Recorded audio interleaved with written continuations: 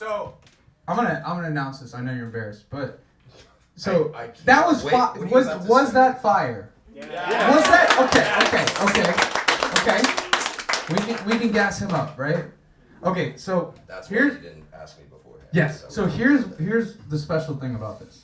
So Rich calls me and he says, I want you to produce and be like the creative director of me doing stand-up specials, correct? So Rich and I met through stand-up, right? And he's always been amazing, right? Like, and we've been best friends. I said, why don't we just shoot this? You know what I mean? Like, why don't you do the show? And you were afraid. Mm-hmm. Yeah. He was afraid to do the show. Still. And I said, why don't we make the special a documentary / special about you facing your fears and being a stand-up comedian again? Because you guys might not know this. This guy has 1 million TikTok followers and 200K Instagram followers, and you've delivered successfully 10,000 Postmate orders. What is this? You caught me off guard with that thing. 10,000, bro? No. What's it? You told me you were like, bro, I kind of want to do 5 I am DoorDash. Yeah, I currently have 973 Uber Eats orders that I've completed. So I still plan on completing the last 17. That is my goal, is to hit 1,000. So I have to figure that out. Oh my god. But yeah. So Rich did stand up, always amazing. And then he did DoorDash for like 24 hours a day, saved up a bunch of money, shot videos nonstop, and then went viral.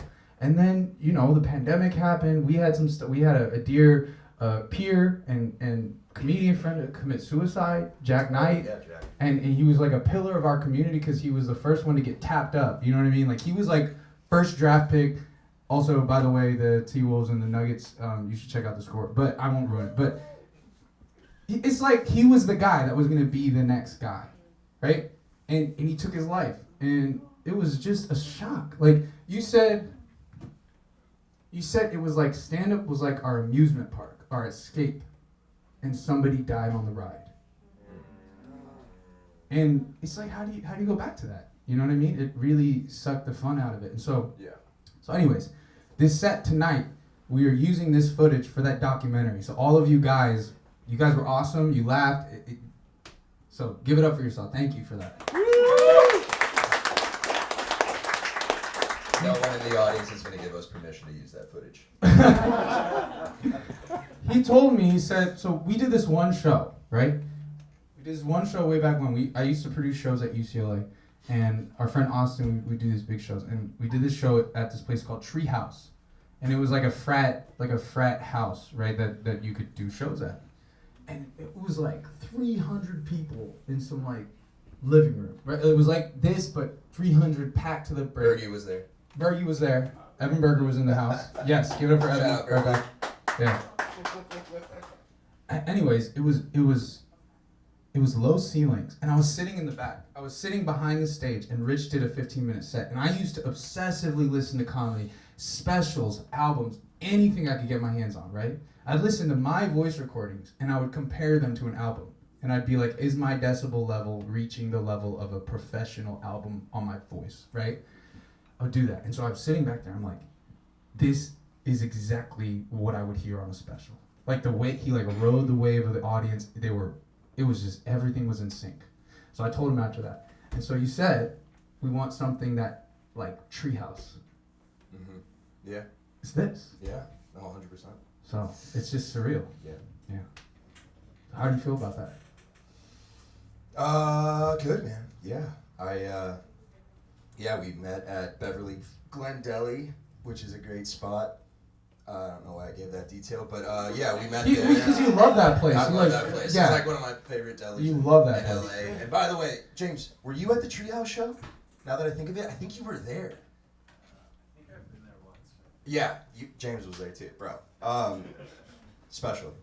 But yeah, I just said, you know, I don't know. I was just like terrified to get back into stand-up because bombing is something that terrifies me, and so I felt like I was like, yeah, if we're gonna do this, it'd be cool to have the same sort of atmosphere as Treehouse because that was such a fun experience.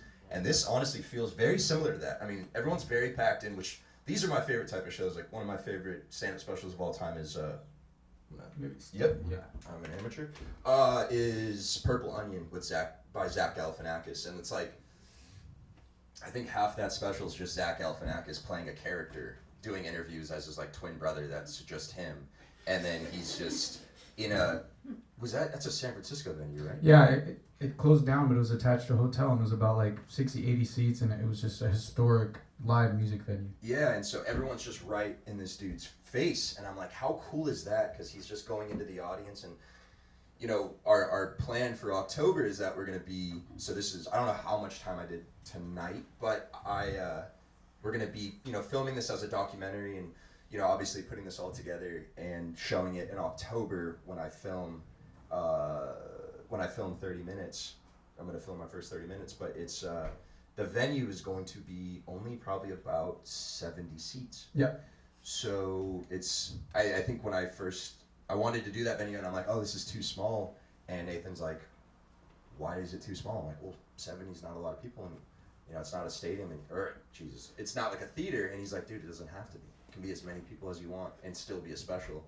And then I thought about Purple Onion and I was like, that was a very small venue. So it's cool. Worked out. Yeah, so I think this couldn't have gone better for you, and I'm super excited. Like, one of the things about our friendship, and I think this is just friendship in life in general, is that I don't think you'll ever be as big a fan of your stand-up as I am of your stand-up, and I don't think that I'll ever be as big a fan of the poetry I write as you are, because when you tell me like, bro, it's like, well, now Drake got knocked off your list, but but he'd be like, it's Drake and then you, and I'm like, what? Like, how? You know what I mean? You tell me that, and I don't, I've accepted, like, I don't have to see it because I don't do this for me anymore. You know what I mean? Like, I got to do it for you, and I got to do it for Justin and Sean. You know what I mean? So and God, like, so. So yeah, man, it's just like I'm excited for this journey, and you guys got to be a part of that. So thank you. Thank you, guys.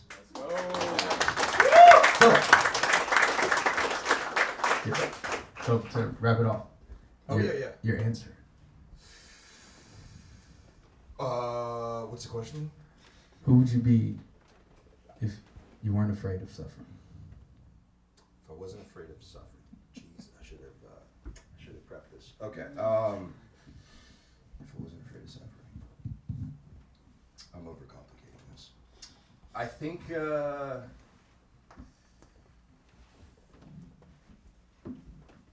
think I would just be a. I don't know. Maybe I'd just be kind. Maybe I don't know. Maybe kinder. I think a lot of times I've got like this defense system up because I'm always afraid of like. Maybe getting hurt, and so I think sometimes I'm very closed off, which a lot of people don't get that. Maybe they do get that vibe from me, but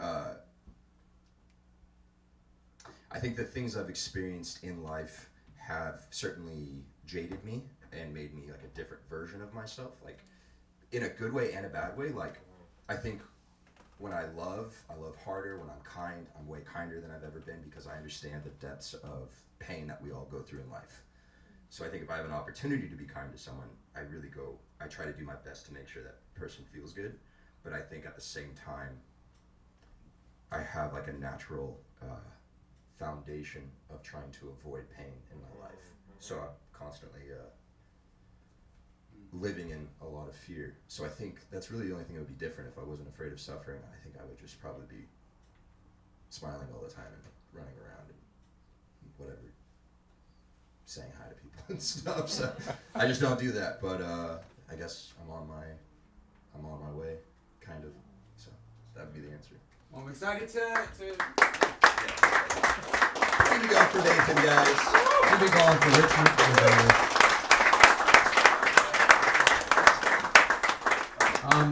Follow him on Instagram and TikTok so that you can get updates of what's next. We got so many amazing things in the works, and I'm super excited to work with my best friend.